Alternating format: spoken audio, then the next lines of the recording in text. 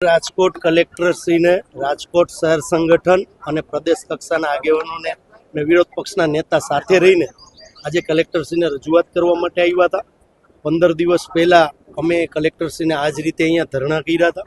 SIR બાબતમાં જે ચેડા કરવામાં ભારતીય જનતા પાર્ટી દ્વારા કરવામાં આવ્યા હતા, જે સામે આવ્યું હતું એ બાબતે અમે જે આવેદનપત્ર આપ્યું હતું, પણ ચૂંટણી પંચ એટલે કે કલેક્ટરશ્રી અને રાજકોટના ચૂંટણી પંચના અધિકારીઓ ક્યાંક ને ક્યાંક ભારતીય જનતા પાર્ટીની કઠપુતલી બનીને કામ કરતા હોય। ભારતીય રાષ્ટ્રીય કોંગ્રેસ સૌથી જૂનો પક્ષ ભારત દેશની અંદર હોય તો પણ અમને એનો જવાબ નહોતો આપવામાં આવ્યો। એટલે આજે અમે એમની પાસે જવાબ માંગવા ગયા હતા।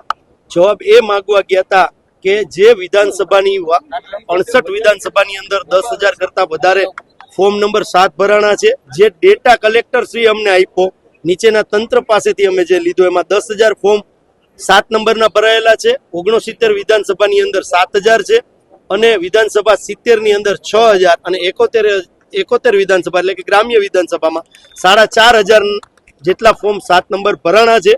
તો આ જે ફોર્મ ભરાણા છે એની ઉપર ચૂંટણી પંચની જે ગાઈડલાઇન્સ છે એ મુજબ ફરિયાદ પણ થવી જોઈએ।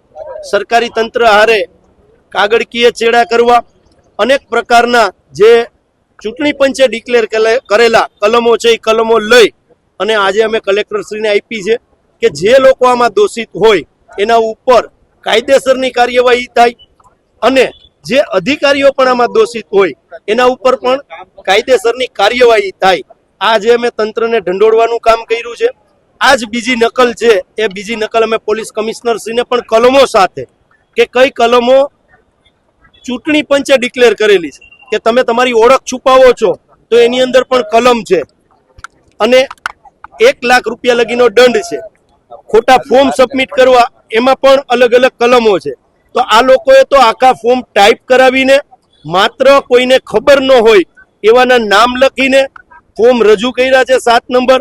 અમે એ પણ માંગ કરી છે ફોરેન્સિક એટલે જેની સિગ્નેચર છે એનું ફોરેન્સિક પણ થાય અને જ્યાં છપાણા છે, ક્યાં પ્રિન્ટિંગ પ્રેસમાં છપાણા છે એની પણ તપાસ થવી જોઈએ।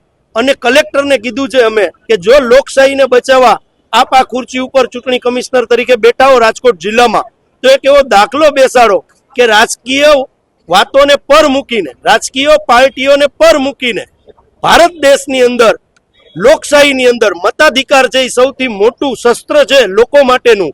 એ શસ્ત્ર કોઈ ખેંચી લેવા માંગતું હોય તો એના ઉપર કડક પગલાં લઈ અને એક દાખલો બેસાડો, તો આપણું બંધારણ અને લોકશાહી છે એ જીવતી રહેશે। આ રજૂઆત કરી છે। આશા રાખીએ કે 17 તારીખ પછી કલેક્ટરશ્રીએ કીધું છે કે જે આ 10,000, 7,000, 4,500 ને 6,000 ફોર્મ ભરાણા છે એનું વ્યવસ્થિત રીતે અમે ચકાસણી કરશું અને જે દોષિતો હશે એના ઉપર અમે પગલાં લેશું, આવી વાત એમને કરી છે। અને અહીંથી અમે આ જ નકલ પોલીસ કમિશનરશ્રીને પણ દેવા જઈએ છીએ।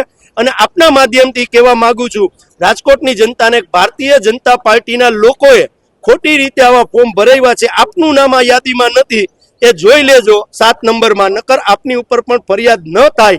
ભારતીય જનતા પાર્ટીએ લોકોના નામનો મિસયુઝ કર્યો છે અને આપના માધ્યમથી ભારતીય જનતા પાર્ટીના કાર્યકરોને પણ બલિએ ચડાવવાનું કામ ભારતીય જનતા પાર્ટીએ કર્યું છે। એટલે ભારતીય જનતા પાર્ટીના કાર્યકરો પણ જાગૃત થઈ જાય કે આપે જેલમાં જવાનો વારો ન આવે।